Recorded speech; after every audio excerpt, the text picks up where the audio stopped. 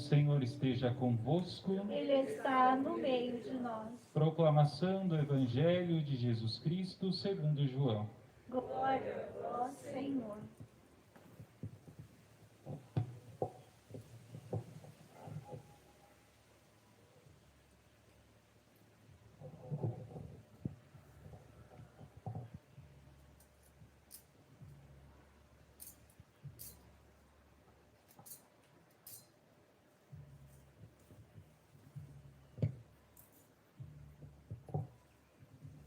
Ao anoitecer daquele dia, o primeiro da semana, estando fechadas por medo dos judeus as portas do lugar onde os discípulos se encontravam, Jesus entrou e, pondo-se no meio deles, disse: A paz esteja convosco.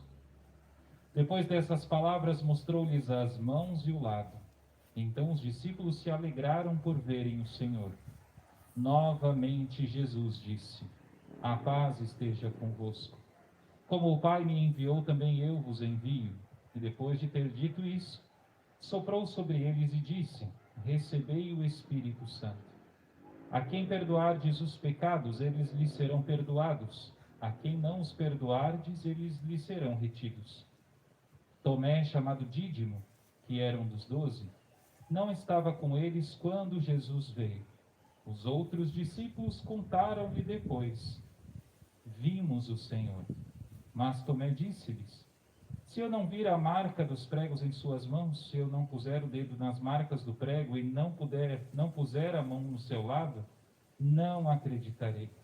8 dias depois, encontravam-se os discípulos novamente reunidos em casa, e Tomé estava com eles. Estando fechadas as portas, Jesus entrou, pôs-se no meio deles e disse: A paz esteja convosco. Depois disse a Tomé: Põe o teu dedo aqui e olha as minhas mãos. Estende a tua mão e coloca-a no meu lado, e não sejas incrédulo, mas fiel. Tomé respondeu: Meu Senhor e meu Deus. Jesus lhe disse: Acreditaste porque me viste? Bem-aventurados os que creram sem terem visto. Jesus realizou muitos outros sinais diante dos discípulos que não estão escritos neste livro. Mas estes foram escritos para que acrediteis que Jesus é o Cristo, o Filho de Deus, e para que, crendo, tenhais a vida em seu nome. Palavra da salvação. Glória a vós, Senhor. Amados irmãos e irmãs, se nós pudéssemos resumir a liturgia de hoje, talvez em uma ou duas palavras, eu diria que seria acreditar ou crer e confiar. Jesus hoje nos convida a uma confiança cega na sua ressurreição. Porque se Cristo não ressuscitou, vã é a nossa fé. E nós cremos, sem sombra de dúvidas, que Jesus Cristo está vivo no meio de nós. Muitos de nós, quantos de nós já tiveram provas disso? Mas o mais bonito de celebrar isso no dia da festa da Divina Misericórdia, instituída por São João Paulo II no ano de 2000, em abril de 2000, nesse dia em que a Igreja nos destina este Evangelho, é perceber, se nós olharmos para a imagem de Jesus misericordioso, ele está apontando para um lugar muito claro. E refletindo, vindo para cá, para a vigília e agora a Santa Missa, Deus me falava claramente o seguinte: se para Tomé ele precisou mostrar as mãos e o lado, para nós, uma geração muito mais incrédula, Jesus precisa mostrar o coração, para ver se a gente acredita que ele verdadeiramente está vivo, que a Igreja verdadeiramente pertence a ele, e que se nós queremos ser Igreja, nós precisamos confiar cegamente e seguir em frente. É isso que Jesus me falava quando vinha, para esta festa da Divina Misericórdia, aqui na Arquidiocese de Maringá. Jesus escolheu contar com uma geração que precisa confiar mais em Deus e menos nela mesma. Talvez Se nós olharmos, né, talvez não, se nós pegarmos a palavra Deus, nós vamos perceber a palavra eu dentro dela. E muitas vezes nós corremos o risco de ficar só no eu. E quando a gente fica no eu, a gente não chega a Deus. Quando tudo tem que ser do meu jeito, quando a igreja precisa ser do meu jeito. E quando a gente fica preso nesse mundinho, com o nosso horizonte, o campo de visão limitado, a gente não consegue perceber as graças de Deus, a oportunidade que Deus está nos dando. Esse evangelho hoje é quase Jesus esfregando na nossa cara. Olha aqui, eu estou vivo. Olha aqui, povo meu, eu estou falando com vocês. É para vocês, é por vocês que eu me entreguei naquela cruz. Que neste ano, mais uma vez, atualizamos o mistério da paixão, morte e ressurreição no tríduo pascal.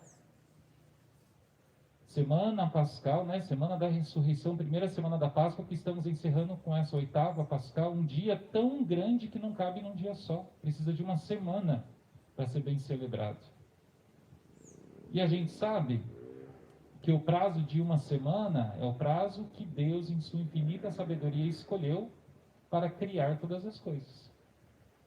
Então é através da sua Páscoa que Cristo, encerrando essa oitava pascal, nos pede permissão para criar tudo de novo na nossa vida. Para dar um jeito definitivo naquilo que estava errado.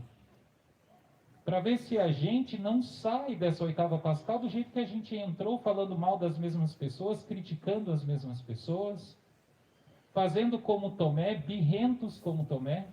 Se eu não botar a minha mão, eu não acreditarei. Já pensou que audácia? Não confiar nos próprios irmãos, não confiar naqueles que Jesus Cristo mesmo designou para ser os seus apóstolos. Jesus chamou cada um nome por nome. Pedro, Tiago, João. E foram esses que disseram para Tomé: o Senhor apareceu para nós.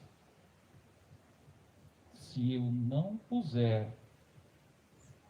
não vir a marca dos pregos em suas mãos, se eu não puser o dedo nas marcas dos pregos, e não puser a mão no seu lado, não acreditarei. Ou seja, se não for do meu jeito,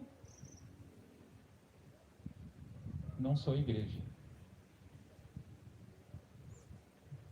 Nós estamos aqui para servir a Deus ou nós estamos aqui buscando um Deus que nos sirva?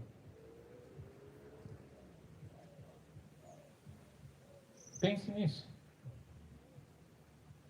Pense, reflita. Como é que nós queremos sair dessa oitava pascal? Querendo que as coisas sejam do nosso jeito, parando a nossa oração pela metade?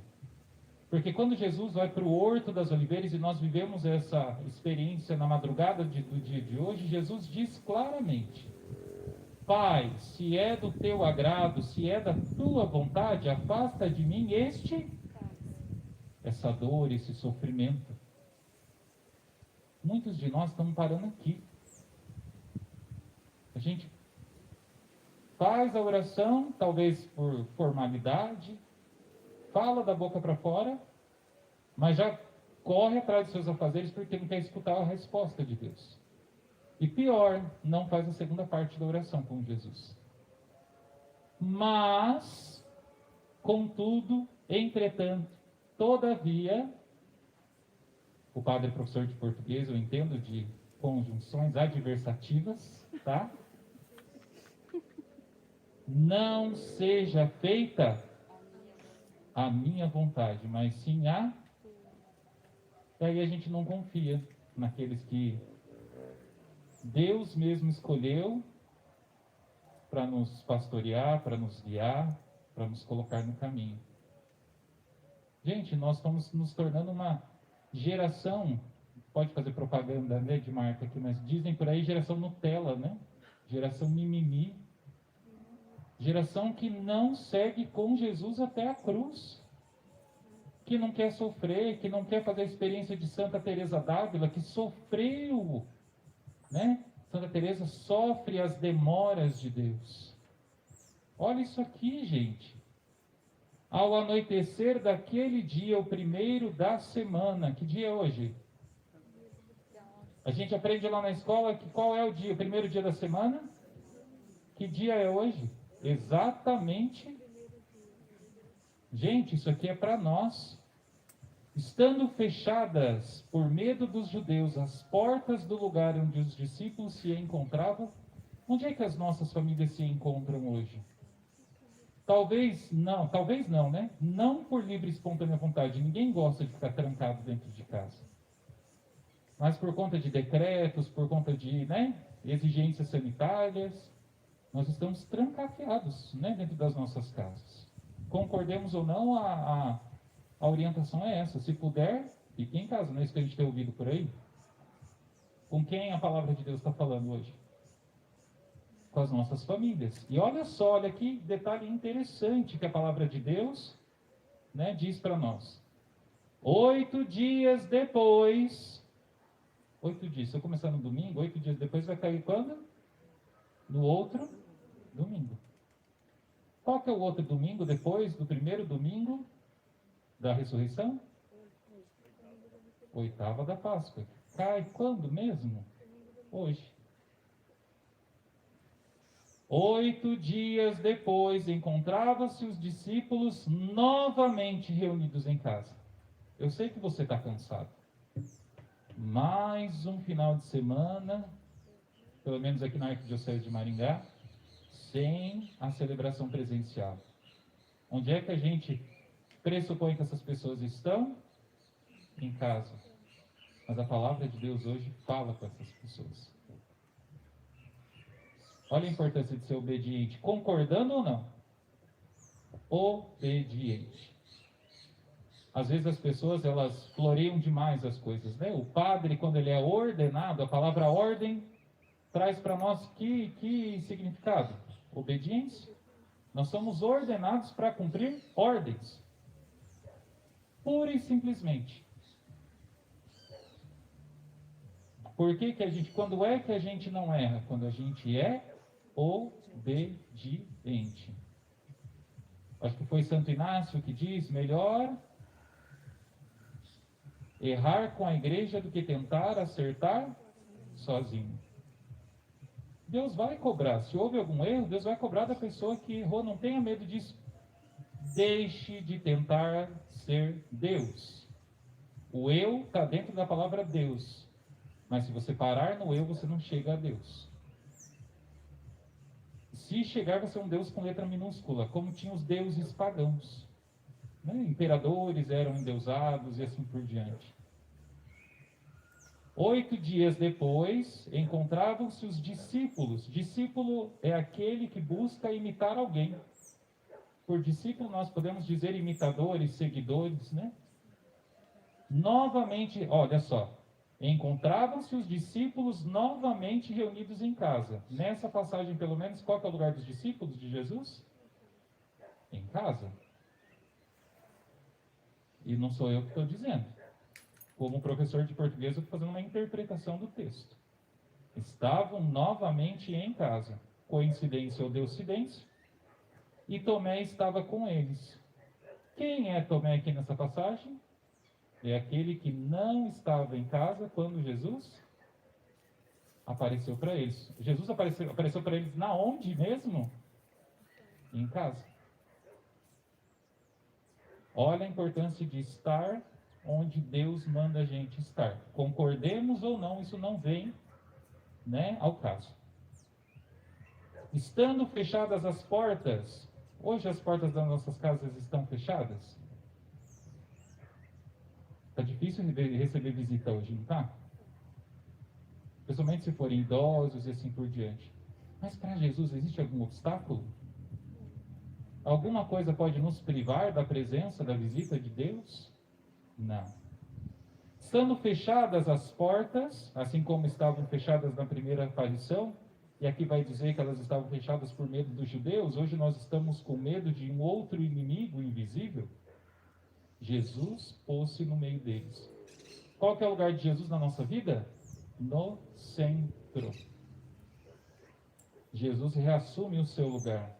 Quantas casas, eu me pergunto, precisam hoje viver essa experiência com Jesus. Precisam recolocar no centro da casa Jesus. Porque às vezes aquela família tem como centralidade materialismo, né? Uma cobiça sem fim. A gente só trabalha, competição atrás de competição, mentiras. Quantas famílias estão pautadas na mentira? Mulher ou marido gasta, daí na hora de prestar contas para o outro, mente para não ficar bravo, mente aonde foi, mente o que fez. Marido que esconde a senha do celular da esposa ou vice-versa. Quem está nos acompanhando agora, fique você sabendo que você pode até esconder a senha do celular da sua esposa, mas de diabo você não consegue esconder. Ele conhece a senha e tem acesso ao celular de todo mundo. E você não tem ideia de quantas pessoas eu já atendi que chega, padre, eu peguei uma mensagem no celular do meu marido. Padre, eu peguei uma mensagem no celular da minha esposa. O demônio tanto sabe a senha que ele entrega a mensagem para o outro, para acabar com aquele casamento. Então o que a gente ganha quando a gente coloca outro alguém no lugar que é de Jesus. Quando a gente confia, quando a gente não deixa que Jesus seja o centro da nossa vida.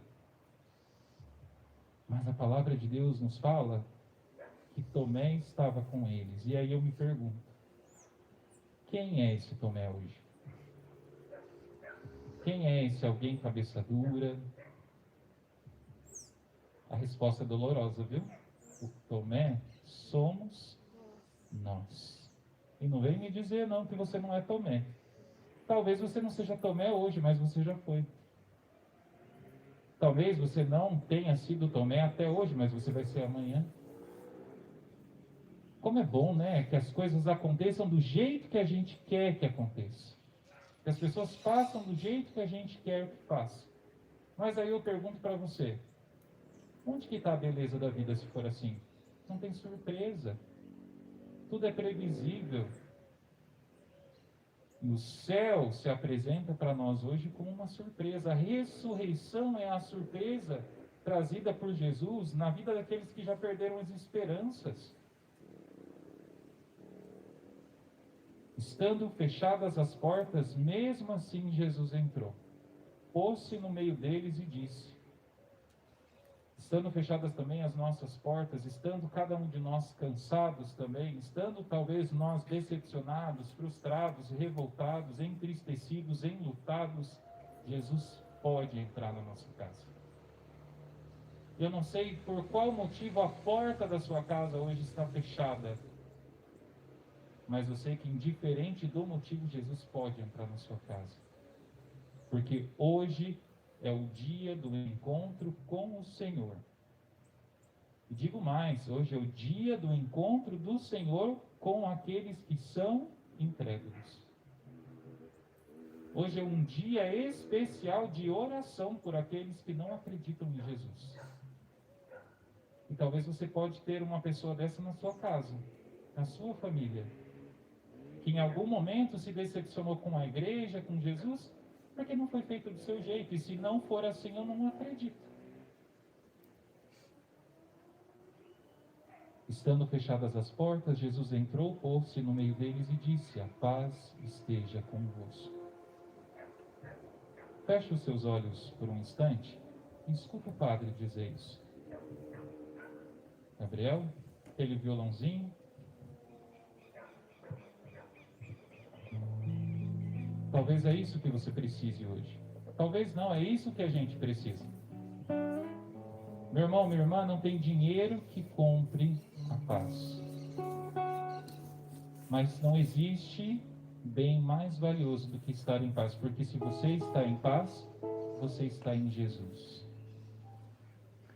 Eu vou dizer exatamente 3 vezes, porque nessa passagem é por 3 vezes que Jesus diz. E acolha essa frase que brota dos lábios e do coração desse Deus misericordioso, a quem até os pássaros reverenciam cantando. E deixa que essa frase vai derrubando as barreiras que existem entre você e Jesus. Entre você e os seus irmãos, entre você e aquela pessoa com quem você está magoada, ferida. Que a paz volte a reinar e que nada, não fique nem uma rusga capaz de impedir que essa paz hoje se instale na sua vida como o próprio Cristo proclama. Acolha. A paz esteja convosco. A paz esteja convosco. A paz esteja convosco. Coloca a tua mão agora mesmo com os olhos fechados. Feche os olhos, mas abra o seu coração para Jesus. Coloca a mão sobre o seu coração. Porque a palavra de Deus diz assim: depois disse a Tomé: põe o teu dedo aqui e olha as minhas mãos. Estende a tua mão e coloca-a no meu lado. E não sejas incrédulo, mas fiel. Olha o que Jesus está pedindo para nós hoje. Não sejas incrédulo, mas fiel. Vou dizer mais uma vez. Não sejas incrédulo, mas fiel. Está sentindo esse coração bater? Sim? Talvez hoje você não tenha oportunidade de colocar o dedo, a mão, nas chagas de Jesus. Mas esse coração batendo é a maior prova de que nós temos um Deus que a cada momento nos ressuscita, nos dá uma vida nova, uma oportunidade de começar de novo. Por isso, diante dessa prova da presença de Deus em nós, eu quero te convidar a fazer talvez a profissão de fé mais importante da história da igreja. O padre vai dizer, você vai repetindo. Mas fale isso com autoridade. Fala isso com a convicção de quem verdadeiramente acredita não em si mesmo. Se você continua acreditando só em você, se as coisas precisam ser só do seu jeito, se tudo que você ouviu nessa homilia, no dia de hoje, talvez nas outras celebrações da missa que você já possa ter ido, outros momentos de oração do qual você possa ter participado, todas as adversidades que você já venceu na sua vida, não precisa repetir. Agora, se você verdadeiramente quer se permitir morrer com Jesus para o pecado, morrer para o homem velho, para a mulher velha, para a esposa que você era até minutos atrás, para ser uma esposa melhor, um marido melhor, um filho, uma filha, um irmão, um padre melhor, repita comigo. Meu Senhor e meu Deus. Meu Senhor e meu Deus. Meu Senhor e meu Deus.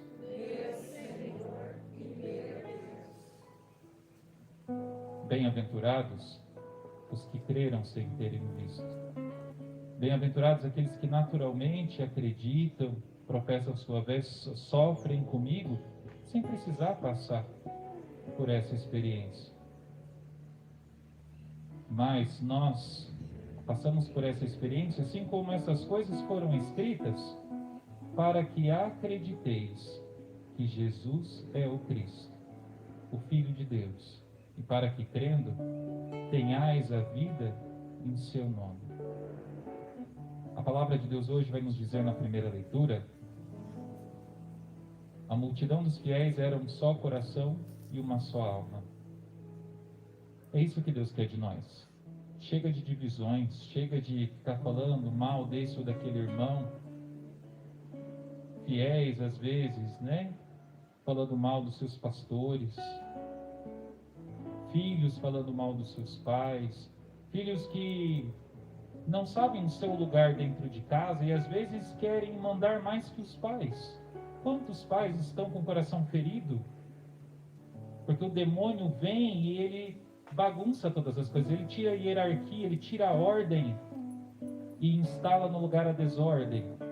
Sejamos obedientes. Só consegue confiar quem consegue obedecer. A multidão dos fiéis era um só coração.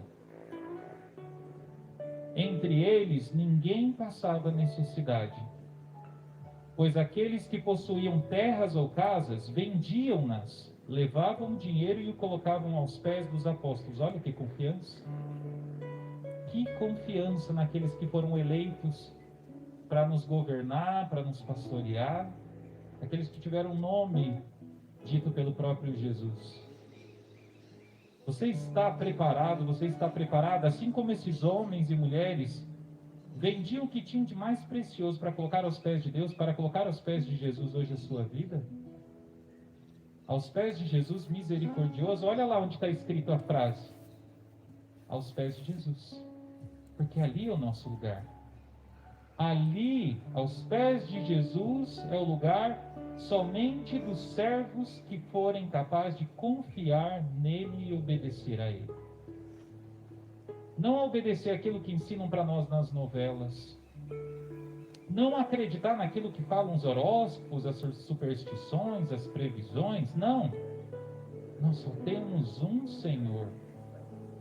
Por isso que aquela frase está escrita aos pés de Jesus, porque só pode ocupar aquele lugar quem for capaz de dizer sinceramente aquela frase.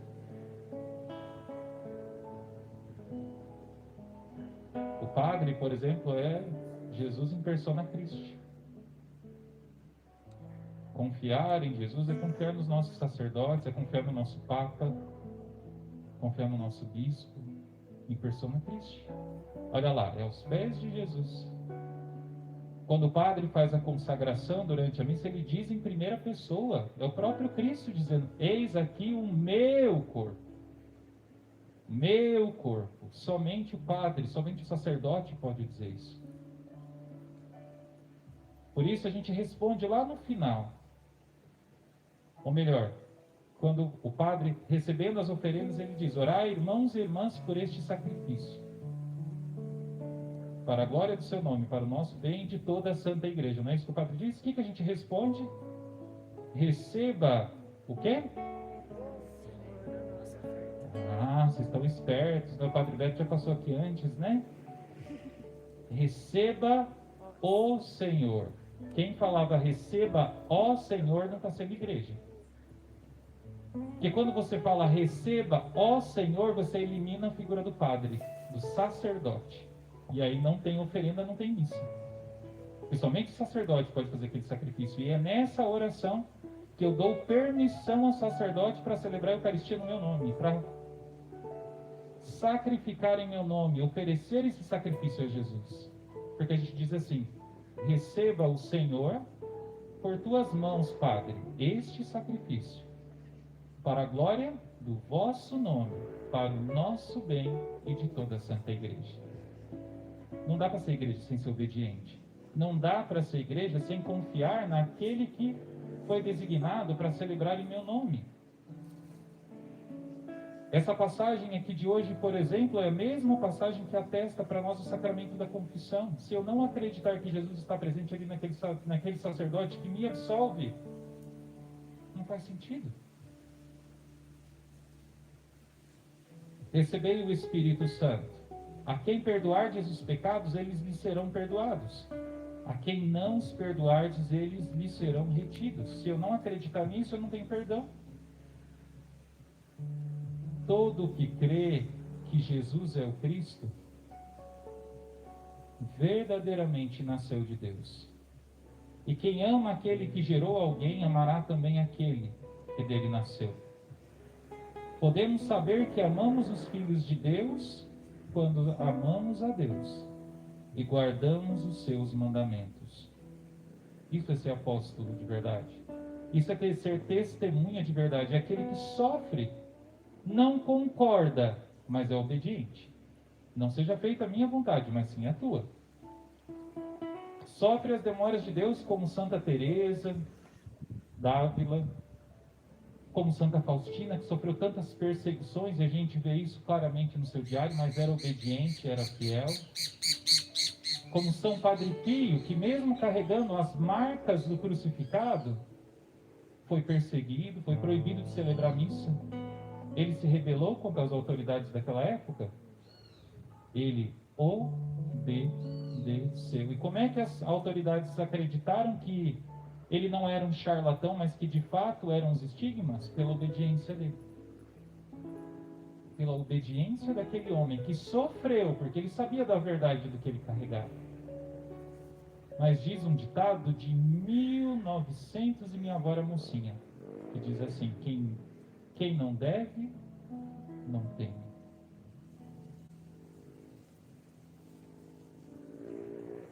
E os seus mandamentos não são pesados. Ou seja, quando a gente recebe uma ordem, se a gente se coloca a ser obediente, a gente não vai fazer daquela ordem uma tempestade num copo d'água.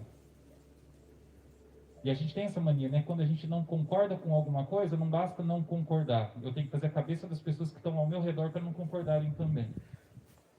Foi assim que Lúcifer fez com que 1/3 dos anjos do céu fossem derrubados para o inferno.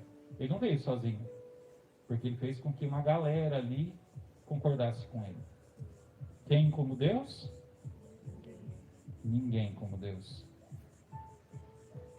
E os seus mandamentos não são pesados quando eu me torno obediente. Pois todo que nasceu de Deus vence o mundo. Somente aquele que é obediente vai vencer. E é esta a vitória que venceu o mundo, a nossa fé. Nós só conseguimos chegar a ser a Igreja Católica Apostólica Romana que somos porque nós somos confiando naqueles que vieram antes de nós e deram testemunhos. Eu vi o Senhor.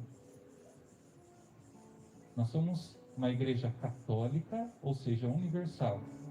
Apostólica, porque a fé que professamos, ela vem de geração para geração, foi passado para frente. Já pensou se eu sou Tomé aqui, eu não acredito naqueles que vieram antes de mim e falaram assim: eu vi o Senhor. Não tinha igreja católica.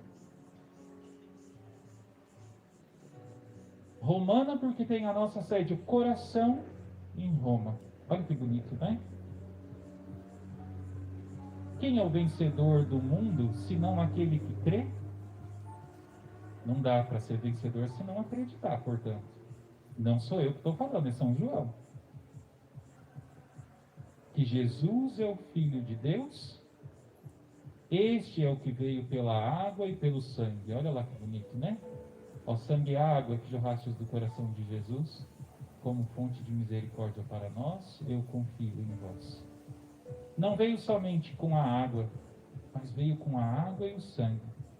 E o Espírito é que dá testemunho, porque o Espírito é a verdade. Ou seja, quando nós somos obedientes, mesmo contra a nossa vontade, assim nós estamos testemunhando. E a palavra testemunha é a palavra que dá origem à palavra apóstolo. Então, apostolado, não dá para ser apóstolo sem ser obediente. Se eu quero testemunhar isso aqui, ó, se eu quero dizer para as pessoas: Jesus, eu confio em vós, eu preciso, em primeiro lugar, dar testemunho de que Ele está vivo. E isso se dá em comunhão com os irmãos. Não fazendo o que Lúcifer fez, dividindo. Não. Quando nós recebemos a Eucaristia, nós dizemos até carinhosamente que hoje nós comungamos. Nós recebemos a comunhão. Como está em comunhão?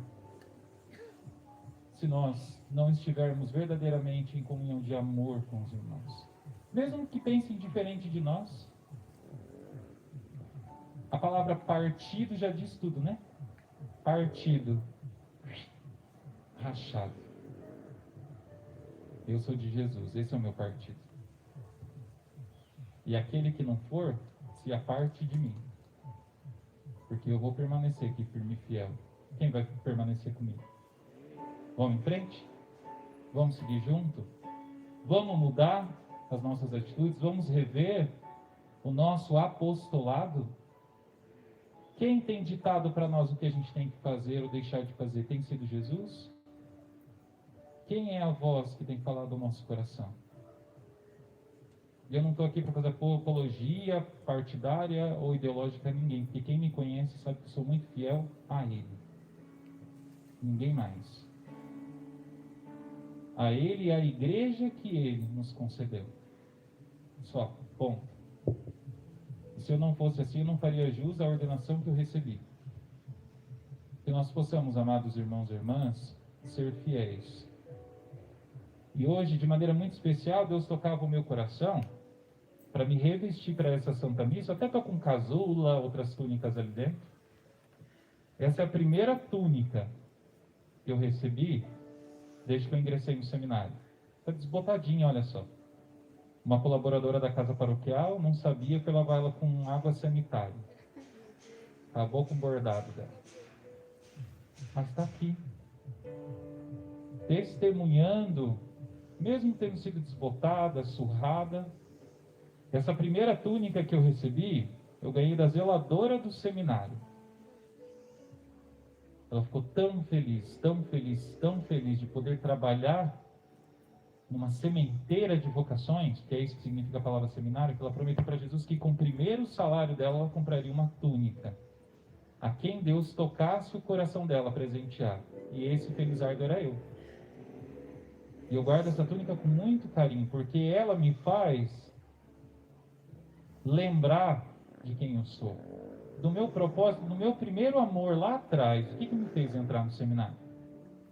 Porque ao longo da nossa caminhada a gente também tem decepções, a gente, esbarra em muita coisa. Eu estava presente no primeiro aniversário do Apostolado Eucarístico da Divina Misericórdia. Já pensou? Na celebração eucarística daquele ano eu usei essa túnica aqui, ó. Túnica de linho, hoje em dia já não se faz mais túnica de linho, é difícil achar. E nos momentos, às vezes as pessoas podem dizer assim, nossa, ele é doido, né? Tem tantas túnicas mais bonitas, com rendas, com bordados dourados, mas em alguns momentos especiais é essa túnica que eu visto. É essa aqui, simples, surrada, desbotada, com essa estola que eu ganhei de vocês lá atrás. Poderia estar usando uma casula hoje. A estola, no sacerdote, é aquela toalha que Jesus amarrou na cintura para a gente se abaixar e acolher aquilo que o outro tem de pior. Segundo a cultura judaica, hoje talvez, me desculpem a palavra que eu vou dizer, eu vou tentar ser delicado usando uma palavra menos grosseira. Talvez na nossa sociedade hoje o ânus seja a parte do corpo mais, digamos assim, suja, né?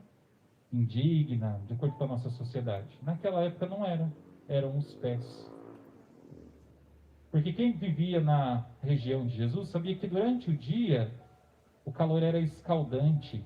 Eles andavam, em regiões arenosas, pedregosas, e aquelas pedras fritavam os pés deles. Não tinha sandália.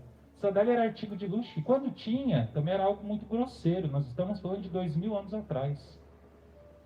Não tinha indústria ainda, Então aquelas pessoas durante o dia andavam num solo extremamente quente. E à noite o deserto é extremamente frio, gelado. Então os pés eles trincavam, eles fediam, podridão. Você imagina um Deus capaz de se abaixar? Primeiro que já é uma novidade, Um Deus que se abaixa. Vem aqui, Gi, vem aqui, Neide. Olha que bonito isso que eu vou ensinar para vocês. Às vezes a gente vê isso lá Hoje a homilia está um pouco mais longa, mas a ocasião permite, Tá bom. Vocês podem ficar em fila aqui na frente, por favor? Aqui, ó, virado lá para a cama. Dá um tchau para quem está lá em casa assistindo a gente. Isso. Uma atrás da outra, por favor. Até Jesus vir ao mundo, o Deus dos sumos sacerdotes ficava aqui, ó. E a gente ficava atrás, correndo atrás dele para ser digno de servi-lo, adorá-lo, etc, Jesus, ele traz uma novidade para nós. Ele não está mais no primeiro lugar. Sabe o que esse Deus faz? Ele vai lá para o fim. da fila. Para quê? Para salvar todo mundo que está na frente dele. Então ele desce no mais profundo do abismo, assume o pior dos lugares, por isso que ele morre da pior forma de morte que existia, para que todos os criminosos, todos aqueles que tinham cometido os piores delitos tivessem chance de salvação. Por isso que um ladrão se arrepende do lado dele. E quando Jesus faz esse movimento, chamado em grego kenosis, lá em Filipenses 3 vai nos dizer isso, 3:15, 16, ele garante o quê? Se eu assumo o último lugar, quem é que está atrás de mim? Quem que está atrás de mim? Aí eu tenho certeza que todo mundo vai ser salvo. Um Deus que deixa a gente passar na frente. Olha que lindo, gente. Obrigado, meninas. Quem é esse Deus? Só tem um porém. Quando a gente deixa esse Deus ir lá para o fim da fila, a gente não consegue mais vê-lo como a gente via antes. Daí ele está falando para você aqui atrás. Vai para a direita, não vai para a esquerda não, que ele é perigoso. Abandona essa vida. Para de falar mal do teu padre. Para de falar mal do teu vizinho, da tua vizinha. Muda essa atitude. Eu estou vendo ele? Porque ele está? É esse processo que acontece aqui, ó. Está vendo? Onde que Jesus está pregado? Só que ele está pregado de um lado só. O outro lado é nosso. E quando a gente está pregado aqui, quando a gente está no sofrimento, a gente se sente sozinho. Não é assim? Pergunta para uma mulher traída. Pergunta para um homem traído. Pergunta para alguém que perdeu alguém. Por exemplo, nesse momento de Covid, né? É uma dor que ninguém consegue explicar e às vezes a gente se sente sozinho porque ninguém parece entender o tamanho da nossa dor. E aí quando a gente se vê na cruz, no momento de dor, de sofrimento, a gente se sente como Jesus, só. Mas é diferente aqui. Porque antes de mim, alguém já foi pregado na cruz. E quando eu estiver aqui em cima, pregado, me sentindo sozinho, brigando com Deus e o mundo, porque não foi feito do meu jeito, porque se eu não colocar a mão, se eu não colocar o dedo na marca, eu não acreditarei. Silencia o teu coração. Fica quietinho, porque se você se permitir ser pregado na cruz e fazer da tua cruz a cruz de Jesus, você vai ouvir no pé do teu ouvido alguém dizendo assim: eu estou contigo. Força, coragem, não desista. E quando Jesus diz isso para nós, é para a gente obedecer. Tá difícil, eu sei, eu tô com você pregado na mesma cruz. Eu fui com você, mãe, naquele cortejo, eu estive com você lá naquele túmulo chorando a morte do seu filho. Diz que isso aconteceu uma vez, quando uma mulher, perdendo seu filho único, caiu de joelhos, desesperada, foi à igreja, caiu de joelhos diante do altar com a igreja vazia e gritou. Aquilo ecoou na igreja, né? Deus, onde é que você estava no momento em que eu mais precisei de ti, que foi quando eu perdi o meu filho naquele acidente? E ela ouviu no seu coração: eu estava no mesmo lugar, exatamente no mesmo lugar que eu estava quando eu perdi o meu filho, na cruz. Então, meu irmão, minha irmã, não tenha medo de sofrer. Porque se a gente não sofrer, se a gente não passar pela cruz, a gente não se parece com Jesus. Se a gente não sofrer, a gente não vai ter a oportunidade de experimentar da misericórdia de Deus. Porque se na minha vida tudo vai bem, se na minha vida tudo vai dar certo, quando é que eu vou ter a oportunidade de experimentar da misericórdia divina? E se Deus derrama hoje sobre a humanidade da sua misericórdia através do sangue e da água que jorra do seu coração, é porque Ele sabe que nós precisamos da sua misericórdia. Por isso Ele vai dizer para Santa Faustina: eu me alegro quando vocês pedem. E quando vocês pedem, muito. Não é para pedir pouco. Porque eu sei que vocês são necessitados de mim. Sem mim, vocês não entrarão no reino dos céus. Só que a gente só vai pedir quando a gente entender que a gente não tem tudo. Quando a gente entender que nós não somos tudo. Que a minha fé não parou no meu eu. Mas ela precisa dar esse passo de confiança para chegar em Deus. E o convite hoje é fazer da nossa cruz a cruz de Jesus. O convite hoje é fazer das nossas lágrimas as lágrimas que com certeza Jesus deve ter chorado naquele horto. Fazer das nossas chagas, das nossas feridas que ainda estão doendo tanto, aquela morte que a gente ainda não conseguiu superar, aquela decepção que ainda lateja no nosso coração, as chagas de Jesus, os flagelos de Jesus, os nossos espinhos, aquelas coisas que a gente sabe que as pessoas falam de nós, as fofocas, as injúrias, os espinhos da coroa de Cristo. E aí a gente vai se unindo a Ele. E aí a gente vai encontrar necessidade para depositar a nossa vida, a nossa confiança na sua infinita misericórdia. Porque a gente não se basta. Sem Deus nós não somos nada. Por isso, Jesus, nós te pedimos neste dia tão especial, derrama sobre nós deste sangue precioso, sagrado, dessa água límpida, água viva, Senhor. Lava as nossas feridas, lava não apenas os nossos pés, não apenas aquilo que nós temos de pior, mas lava todo o nosso coração, lava todo o nosso ser, Senhor. Troca essa bacia com água suja, Senhor, pela água do Teu Espírito Santo. Dá-nos, Senhor, uma esperança nova. Dá-nos a capacidade de, arrependidos dos nossos pecados, Senhor, não usar mais a nossa boca para falar mal, para separar, desunir, mas para somar, trazer palavras de esperança, conselhos, palavras de sabedoria, porque é para isso que fomos feitos. O que agrada a Deus em minha pequena alma é que eu ame minha pequenez em minha pobreza.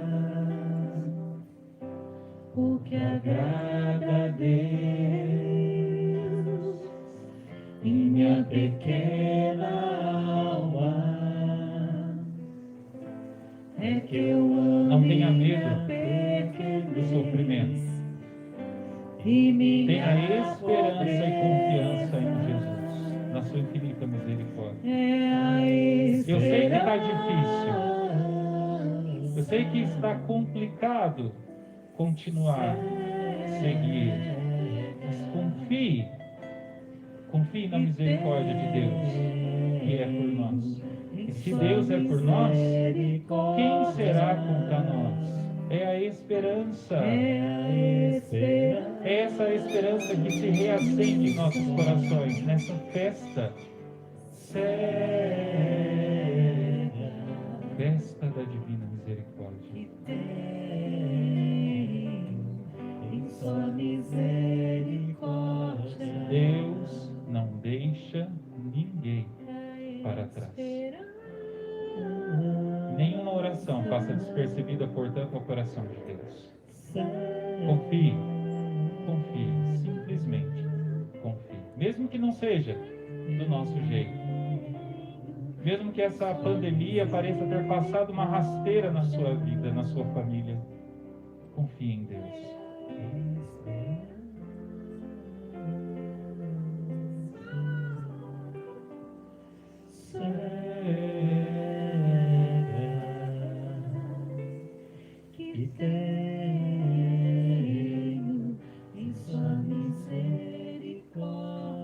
Quando nós depositamos a nossa confiança em Deus, até mesmo a morte se torna freio. Porque a morte nos insere na verdadeira vida que está em Jesus. Então não tem como ser perdedor quando a gente confia em Jesus. Vamos cantar isso de pé? Em minha pobreza, o que agrada a Deus. Hoje é dia de festa. Em minha pequena Todos nós alma, queremos agradar o coração de Deus. eu amo Então confie em sua misericórdia. Em minha pobreza é a esperança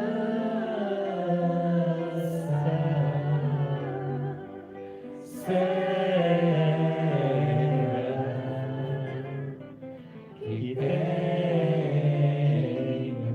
em sua misericórdia. Mais uma vez para fechar, tá tão bonito. É a esperança